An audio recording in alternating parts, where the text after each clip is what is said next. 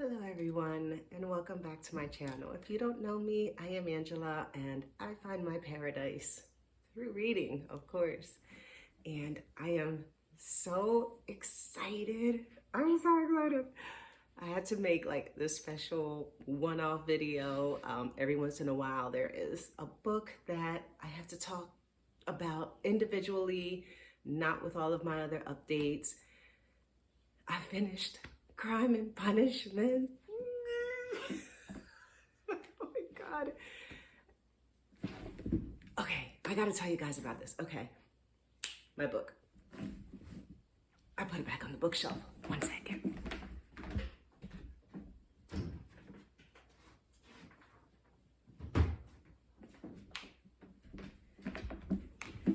Okay, oh my gosh. First of all, the book is absolutely beautiful. I actually got this, I think at a thrift store. So this is a second-hand book. It's not brand new. There were, like over here, you can see a little bit of the gold is kind of like worn off or something happened there. But other than that, it's beautiful and beautiful, beautiful condition. Okay, so I just wanted to take a second to appreciate how gorgeous this book is and what a fantastic find it was. So I have a little bit of a history with this. I mentioned previously that I had tried to start this book. It is on the 100 greatest books ever written, Easton Press list, which is what I'm going by if you don't know that already. And so I had tried to read it before, and I got 128 pages into it, and I just couldn't do it anymore. I was like, this book grosses me out. It gives me the heebie-jeebies. I felt slimy and gross, and I just wasn't at a good place, I think, in my life to read something so heavy and miserable and depressing. So I put it down, and I kind of dreaded having to read this again, because I'm like, man, I just kind of really don't want to pick that book up again. It was just awful. But this is a book I already had on my shelves, and I was like, let me just knock this one off my list. And to help get through this, I did listen to this on Audible. Now that I wrote it down here, so I don't forget. The version that I listened to was narrated by Anthony Heald, Heald. He was phenomenal. He was like a performer, and he brought all of the characters to life. They all had their own voice. He acted out these parts so much, and it just really brought the story to life, and he did so well. And the version of the book that I listened to was translated by Constance Garnett. Now, I'm saying that because this version that I have is translated by Jessie Colson, which is still a fantastic translation. But as I was following through, there were some parts where I was like making my tabs. Look how many tabs I have here. Where I was annotating and making my tabs, and I would read it, and it was a little bit different. And in one of the parts, and I'm gonna like read that part really quick because yeah, otherwise I'll forget. But basically, in the translation that I was listening to, they described this lady as an ugly little thing, and and I was like, oh. They just said she's an ugly little thing. But in this translation, they said she was plain. So I did like the book narrated by Constance Garnett a little bit better, because some of her wording was a lot more intense and in the descriptions, and this didn't give it as much. This version just didn't not exaggerate, but just really have strong, I think, some very strong descriptions, where this one was just like, yeah. So in this version, he says, "Do you remember, Mama, that I fell in love and wanted to get married?" He said, looking at his mother. Yes, what can I tell you about her? I don't remember much. She was not very strong. He went on with his eyes again fixed on the ground and absorbed, as it were, in his thoughts. She was always ailing. She liked to give to beggars. She was always dreaming of a convent. And once she burst into tears when she began to talk to me about it. Yes, yes, I remember. I remember very well. She was very plain. I don't really know what attracted me to her. I think it may have been that she was always ill. If she had been lame as well, or humpbacked, I might very likely have loved her even more. He smiled thoughtfully. It was simply a sort of spring fever. What's like, what is he saying? He's basically saying this girl is ugly. She was always sick, and if she was lame or humpbacked, he might have liked her even more. Like, where's his head at? Oh my gosh. But let me tell you about this book.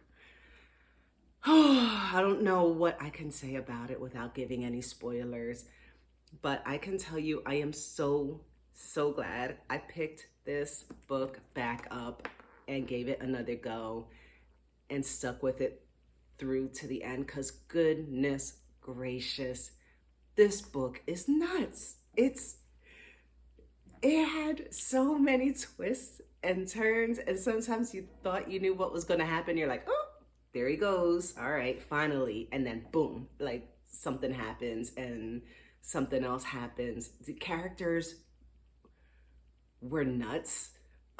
There were some scenes in here that just had me cracking up. They were just complete crap shows. And if you've read this book, then you would know. Let me just say, the funeral dinner. Enough said.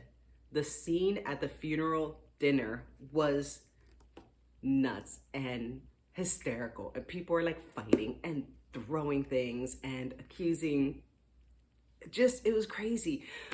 There were so many scenes that I'm just like, or just shocked, or I'm laughing, or I'm just so disgusted, or just, and there were some characters that you hated with a passion that you're just like, this guy is such a piece of absolute garbage. And oh gosh. And oh God, I wish I could like just tell you all about this story without but basically, Crime and Punishment. This follows Rodion Ravanovich, and he is very like poor. I think he was in school for law and he kind of dropped out for a while. He's living in this squalid, tiny room that he's renting, and he can't even pay rent for that squalor, and his clothes are gross and he is gross and his whole life is just gross. And he commits a crime, and it's a horrible crime. And throughout this book, you're wondering, like, is he crazy? Does he have split personality? And he seems to be in some parts, you know, you're like, wow, he is really concerned and he's really like a good person and he really wants to help people. And then he turns around and just shows you a whole different side. And I'm like, you scumbag, what did you just say? So this was going on through this book. And so this is basically about this crime that he committed and what he goes through afterwards. And just like this mental, what's going on mentally and psychologically, and this, talk about psychological, this one character, I think he's like a detective or something, and he plays the absolute worst mind games, and he just plays on this like almost psychological warfare, and it is so crazy, I don't know. But basically you're just following Rodion, and then there are other characters, his mother, his sister, his best friend, and just his whole life and just things that happen throughout this book, and it just, I can't even say how much life is in this book, and all these connections and the culture, and there's just, oh my gosh, guys, if you haven't read Crime and Punishment, like 5 out of 5 stars. Can I give it 6? 6 out of 5 stars. A book that I DNF'd. I DNF'd it. You might want to be in a good place, like I am, you know, where I'm just chilling. I'm rocking it out with life.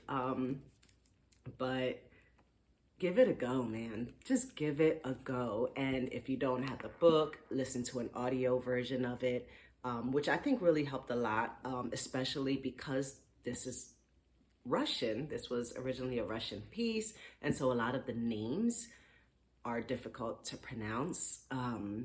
If you're just like reading it, you're probably not sure, like Pulkera Alexandrovna, you know, they just have like all these like really interesting names that, you know, if you want to know how they're pronounced, listen to it.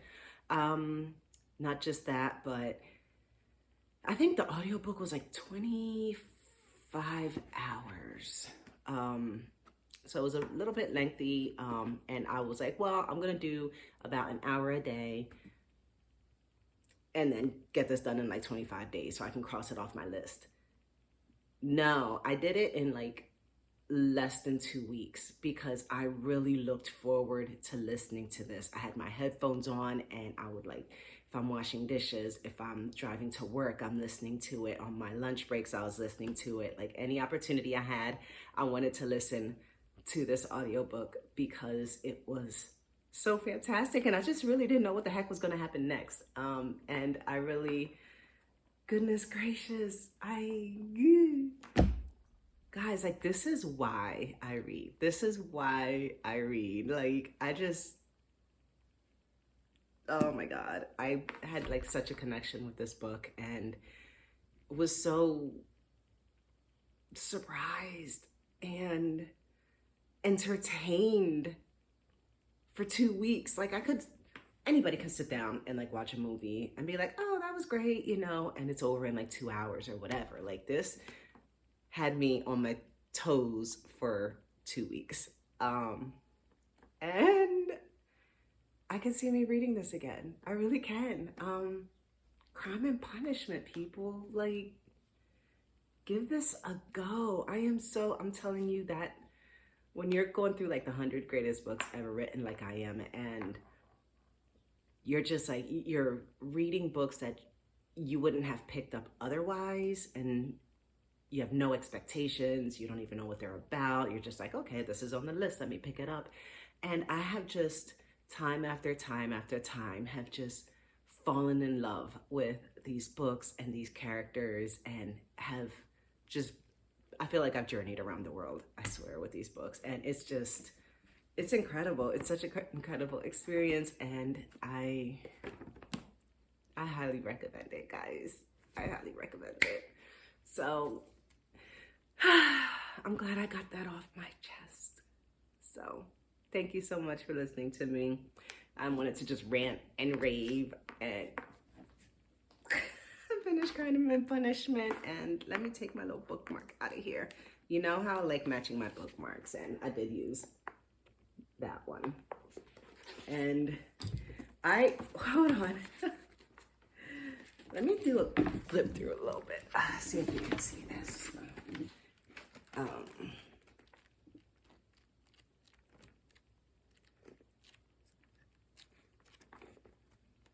Yeah.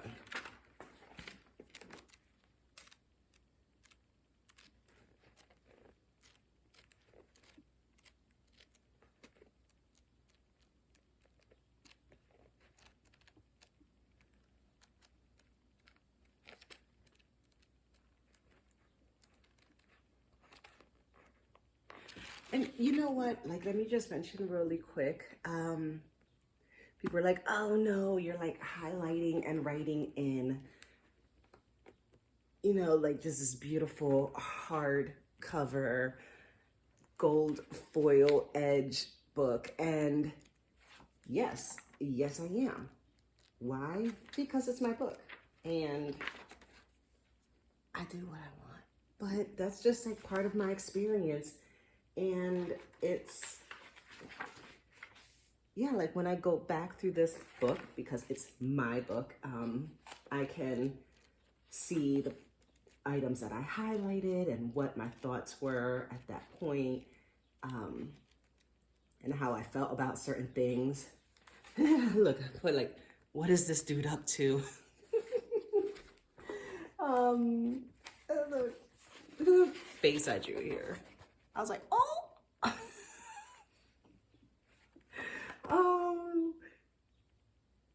Oh my gosh. Oh my gosh. I'm like reliving like what I was experiencing at that time. I was like, oh, like my jaw dropped down to the floor. So again, thank you so much for bearing with me and listening to me rant and rave about Crime and Punishment. One of my new favorites. One of my new favorites. Oh my gosh. So I will be doing a video next week as an update on all of the other books that I'm currently reading and have finished so far for the month of April. So I will see you then. Happy reading. Bye.